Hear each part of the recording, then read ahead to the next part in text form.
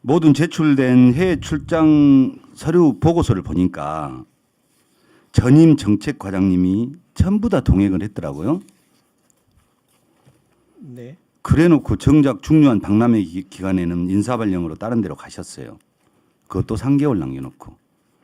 그리고 새로운 우리 문 과장님이신가요?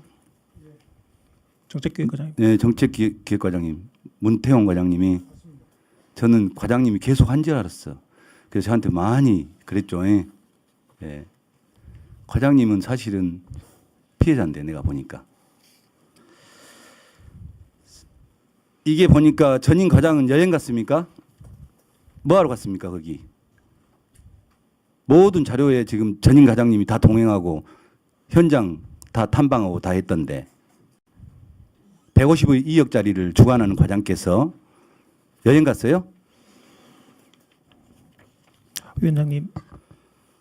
아무튼 네. 부교감님 네네. 152억 사업을 추진하는 교육청의 자세가 맞지 않다라고 생각을 합니다. 이 부분에 대해서. 이게 가서 출장지에 가서 이렇게 다른 기관들을 만났을 거 아닙니까? 네. 그분들도 분명히 요청을 했기 때문에 오신 분들도 계실 거예요. 네. 왔는데 그분이 안 계신 거야. 문제가 좀 있죠. 문제 없습니까? 아니요. 위원장님의 높은 수준에 보면 문제 당연히 있습니다. 아니 안 높아도 그 문제가 있는 거예요.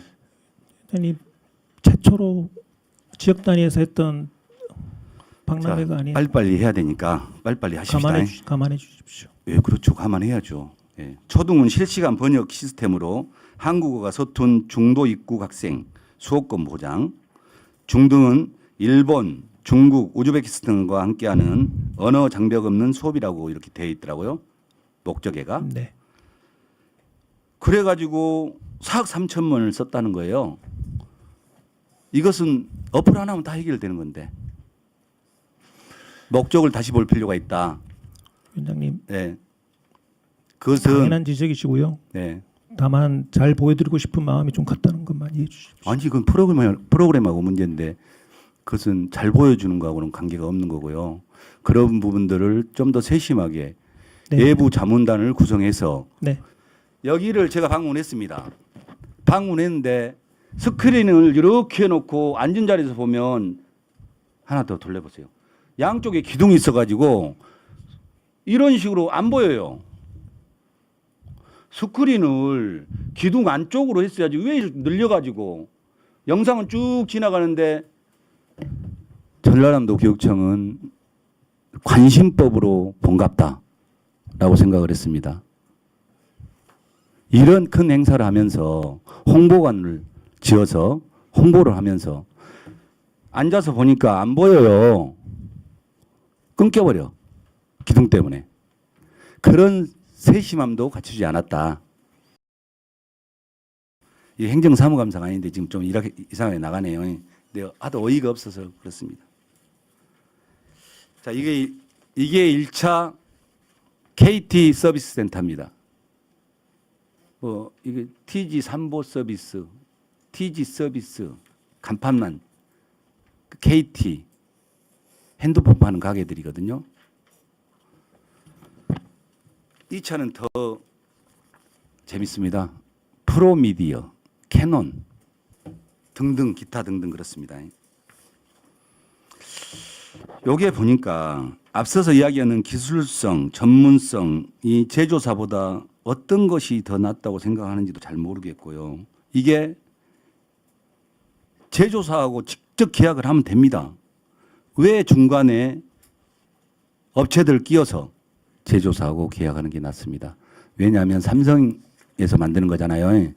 그러면 삼성 서비스 센터 다 있습니다. 너무 잘합니다. 뜬금없는 핸드폰 가게에서 무엇을 하겠습니까? 배부 현황을 또 요구를 했습니다. 근데 학교 배부 현황은 왔어요. 근데 학교 안에서 학생들한테 배부한 현황은 오지 않았습니다. 아무 답변도 없고. 그러면 이유가 뭘까라고 생각을 했죠. 그래서 제가 여러 학교에 전화를 해봤습니다. 이게 뭔지 아세요? 저 뭡니까? 박스로 보입니다. 박스만 보입니까? 크게 하지 말고 그냥. 이게 뜻도 안 하고 입찰해갖고 그냥 학교로 내려주면 학교에서 배부하지 않고 창고에 보관해 놓은 거예요. 이렇게 해갖고 350억을 써요? 사장님 보셨죠? 네, 입찰 방식 바뀌어야 됩니다. 네, 다각도로 검토해 보겠습니다. 네, 검토가 아니고 그렇게 뭐 언론에 나왔는데 뭔 다각도로 검토를 해요. 시정해야죠. 안 그래요? 네, 그렇게 하겠습니다. 저렇게 배부도 안 할 것 왜 사줍니까? 왜 배부를 안 한가를 내가 또 물어봤어. 아이들이 안 받은대요. 왜 안 받냐? 라고 물어보니까 신형이 아니고 구형이라 안 받은대요. 입찰해서 내려보낸 사람들이 1년 전 거를 입찰해서 보내요?